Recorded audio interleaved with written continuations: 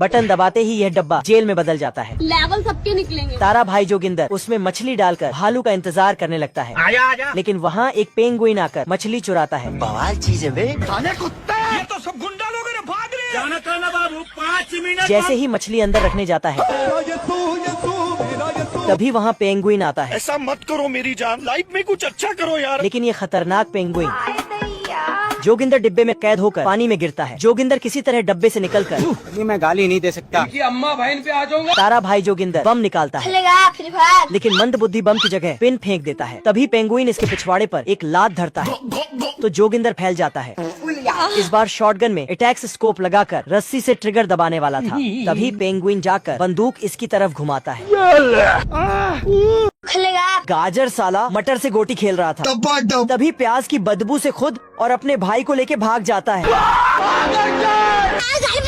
मटर भी कवर में घुस के जेब बंद कर लेते हैं। बवाल चीज है बे। इधर पार्क में बाकी सब्जी और फल घचर घचर खेल रहे थे। तभी प्याज कूद के घचर घचर पे बैठ जाता है। लेकिन साला इस प्याज के पात की बदबू जोर से आने लगती है। लल्लू पल्लू भी इसकी बदबू का नशा कर लेते हैं और वहाँ से कल्टी मार लेते हैं।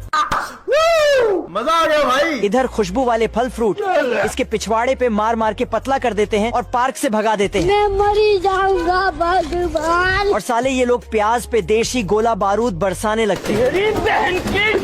तभी इसको मायूस देख प्रीति इससे कहती है, किस कलर की चड्डी पहने हो? गब्बर की एंट्री हो जाती है। तभी प्याज फूल का प्लेन बनाकर इससे लड़ाई करने लगता है और अपने पाद की बब्बू से गब्बर को ढेर कर देता है और प्रीति को अपनी गर्लफ्रेंड बना लेता है। गिलहरी ने गाजर खींचा।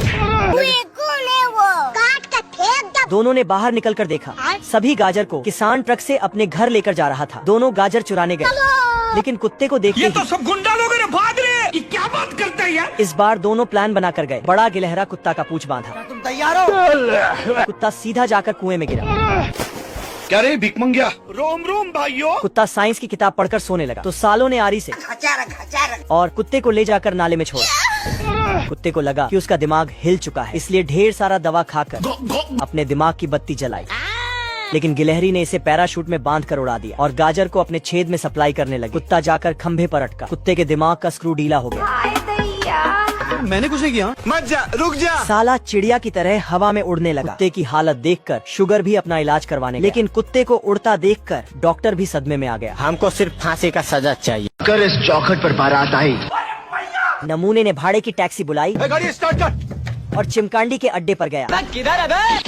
चड्ढा समझाओ इसे, ऐसे खिलौने बाजार में बहुत बिकते हैं। दोनों पत्थर के पीछे छुपकर एक दूसरे के ऊपर गोलियां धड़काने लगे। चिमकांडी ने अपनी भाड़े की गन को काम पर लगा दिया और इतनी गोली मारी कि पत्थर से महबूबा का स्टेचू तैयार हो गया। नमूने साले ने महबूबा का लहंगा उठाया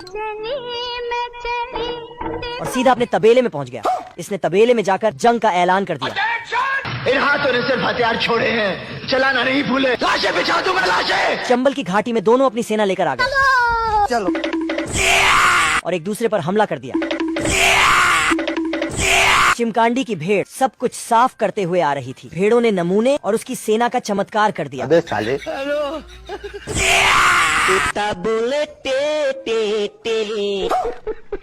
एरोप्लेन को बच्चा होने वाला था। इसकी बीवी खुशखबरी सुनाती है, मुझे शर्म आ रही है। लेकिन एरोप्लेन बच्चे के डायपर के खर्चे को लेकर परेशान हो जाता है। मेरे पास एक मस्त प्लान है। और आर्मी में नौकरी मांगने जाता है। लेकिन वहाँ से इसे धक्के मारकर निकाल देते हैं। चलो तुमको पागल कुत्ते का गाड़ी उठा के ले जाएगा, बता रहे हो। घर आता है तो उसका बच्चा पैदा हो चुका था। इतनी खुशी। मुन्ना है, मुन्ना मुन्ना। छोटा एरोप्लेन पैदा होते ही अपने तेवर दिखाने लगता है। ये क्या बात करता है यार। साला डायपर भी हवा में बदलता है। तभी एरोप्लेन न्यूज में पढ़ता है कि रेस जीतने वाले को आर्मी में नौकरी मिलेगी। एरोप्लेन फुल जोश में आकर जेट एयरप्लेन से रेस करने जाता है। सिस्टम पार देंगे। एरोप्लेन के बाप की आत्मा भी इसे समझाने की कोशिश करती है, लेकिन एरोप्लेन फिर भी रेस में शामिल हो जाता है। बाबू मान जाओ यार।